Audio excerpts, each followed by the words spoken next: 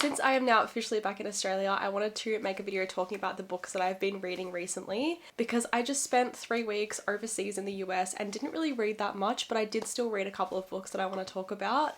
And then I can go back to my regular weekly posting of these like kind of weekly reading wrap up videos that I did start like quite recently. So let's get into it. Starting off with the only book that I actually did finish and complete on the trip. I did finish other books like when I got home. This is the only one I actually like binged and finished while on this trip, and that was The House of My Mother by Sherry Frankie. This is a memoir following the oldest daughter of the 8 Passengers family and Ruby Frankie and everything like that. I'm sure you're all aware and know what this book is. Now, I must preface this by saying I do not rate memoirs, never have, never thought that it's like a good thing to do. Like, I'm not going to rate someone else's story, so I don't have a rating for this book. But I was at the airport one day for 10 hours straight, and I did binge the whole thing because I just wanted to kind of get to the more happy ending, because this book was very, very heavy and very emotional. The things that this family went through and the things that Sherry went through were just like unbelievable, so sad. And I didn't know half of the things that she talked about in this book. Like, I was so unaware. It was just written so beautifully. I think it was written like a diary, which I really, really liked because it did feel like her speaking. I know sometimes when you read a memoir it can feel very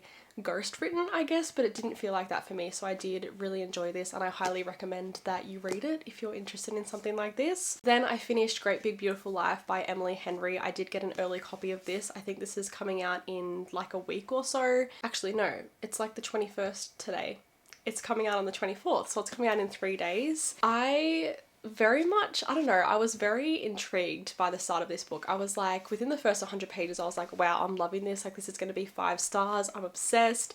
It's giving me like the 7 Husbands of Evelyn Hugo vibes. But honestly, even though I knew to go into this expecting something different from Emily Henry, because everyone said it's not like her usual writing, I was quite disappointed and underwhelmed by this one. I did end up giving it 3 stars, and I think it's based upon the fact that I was trying to read it while on this trip and I was kind of in a slump, and that definitely ruined the experience for me a little bit. I think that if I was to actually sit and binge this whole book like in one sitting or a couple of days, I would have loved it a lot more. But as I said, because I was reading it over like 3 weeks, I was kind of taken out of the story and didn't know what was happening the whole time. Then I read a thriller on my Kindle called Love Mum. I'm not sure who the author is, but I'll put a photo on the screen. This one was really, really good. It's about a girl who randomly starts getting letters after her mum passes away, who was actually a famous author. They're all addressed from like a #1 fan, but it's like meant to be from her mum, if that makes sense. It's like really confusing, but it makes sense while you're reading it. And this book was crazy. It was full of twists and turns. Like, I had no idea what to expect by the end, but it was so well put together and so well written, and it definitely helped